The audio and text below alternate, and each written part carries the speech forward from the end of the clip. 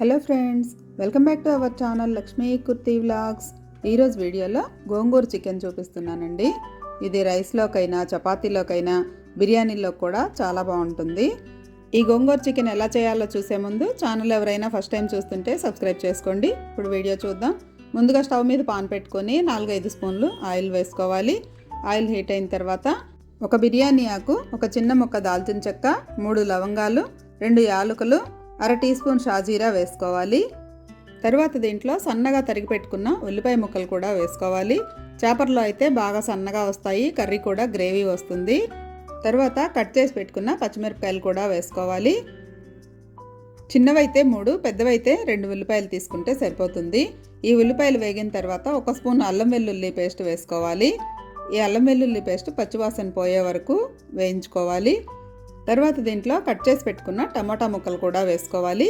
పెద్దదైతే 1, చిన్నవైతే 2 టమాటాలు సరిపోతాయి. ఈ టమాటా ముక్కలు మెత్తబడే వరకు మూత పెట్టి మగ్గించుకోవాలి. ఇలా టమాటా ముక్కలు మెత్తబడిన తర్వాత ముందుగానే శుభ్రంగా కడిగి పెట్టుకున్న 1/2 కేజీ చికెన్ ముక్కల్ని వేసుకోవాలి. వీటన్నిటిని ఒకసారి బాగా కలుపుకోవాలి. తర్వాత దీంట్లో 1/2 టీ స్పూన్ పసుపు, 2 స్పూన్లు సాల్ట్ వేసుకోవాలి. ఇవన్నీ కూడా చికెన్ ముక్కలకు బాగా పట్టే విధంగా ఒకసారి అంతా బాగా కలుపుకొని మూత పెట్టి ఉడికించుకోవాలి. ఈ చికెన్ ఉడికేలోపు గోంగూర చూద్దాము. ఒక కట్ట గోంగూర తీసుకొని శుభ్రంగా కడిగి పక్కన పెట్టుకోవాలి. స్టవ్ మీద బాండీ పెట్టుకొని 1 స్పూన్ ఆయిల్ వేసుకొని ఈ కడిగి పెట్టుకున్న గోంగూరని వేసుకోవాలి. స్టవ్ సిమ్లో పెట్టుకొని ఇదంతా కూడా తిప్పుకుంటూ నీరంతా పోయే విధంగా మగ్గించుకోవాలి. ఇప్పుడు చికెన్ చూద్దాము. చికెన్లో వాటర్ అంతా కూడా బయటకు వచ్చి ఉడుకుతూ ఉంది. ఇప్పుడు దీంట్లో 3 స్పూన్లు కారం వేసుకోవాలి. కారం కొంచెం ఎక్కువే పడుతుందండి, గోంగూర కూడా వేస్తాం కదా, గోంగూర పుల్లగా ఉంటుంది. దానికి బ్యాలెన్స్ చేయడానికి కారం అయితే కొంచెం ఎక్కువే పడుతుంది. ఇదంతా కూడా ఒకసారి బాగా కలుపుకొని మళ్ళీ మూత పెట్టి ఉడికించుకోవాలి.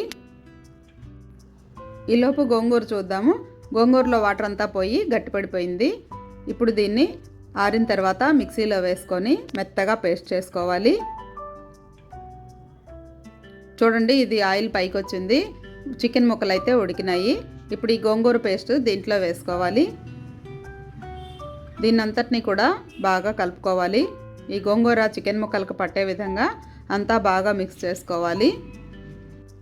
తర్వాత దీంట్లో 2 స్పూన్లు ధనియాల పొడి, 1 స్పూన్ గరం మసాలా వేసుకోవాలి. వీటన్నిటినీ కూడా ఒకసారి బాగా కలుపుకోవాలి. తర్వాత దీంట్లో 3/4 గ్లాసు నీళ్లు పోసుకోవాలి. తర్వాత ఇదంతా కూడా బాగా కలిసే విధంగా కలుపుకోవాలి. చూడండి, వాటర్ పోసినా కానీ ఈ గోంగూర పేస్ట్ వలన గ్రేవీ చిక్కబడిపోతుంది. తర్వాత దీని మీద మూత పెట్టుకొని 7-8 నిమిషాల సేపు ఉడికించుకోవాలి. ఫైనల్గా కొత్తిమీర వేసుకొని ఒకసారి అంతా బాగా కలుపుకొని 2 నిమిషాల సేపు ఉడికించుకోవాలి. చూడండి, ఈ విధంగా ఆయిల్ పైకి తేలితే ఇంకా మనకి కర్రీ రెడీ అయిపోయినట్లే. టేస్ట్ అయితే చాలా బాగుంటుంది. గోంగూర వేయడం వలన పుల్ల పుల్లగా స్పైసీగా చాలా బాగుంటుందండి. రైస్లోకైనా బిర్యానీలోకైనా చపాతీలో కూడా చాలా బాగుంటుంది. ఈ గ్రేవీ కూడా బాగా వస్తుంది గోంగూర వేయడం వలన. అదే మనం రెస్టారెంట్లో తీసుకోవాలంటే కాస్ట్ అయితే చాలా ఉంటుంది. గోంగూర చికెను మనం ఇంట్లో ఈజీగా 1 కట్ట గోంగూర ఉంటే చాలు చేసేసుకోవచ్చు. చూశారు కదా, గోంగూర చికెన్ చాలా ఈజీగా టేస్టీగా రెడీ అయిపోయింది. మీరు కూడా ఒకసారి ట్రై చేసి చూడండి. ఈ వీడియో మీకు నచ్చితే తప్పకుండా లైక్ చేయండి.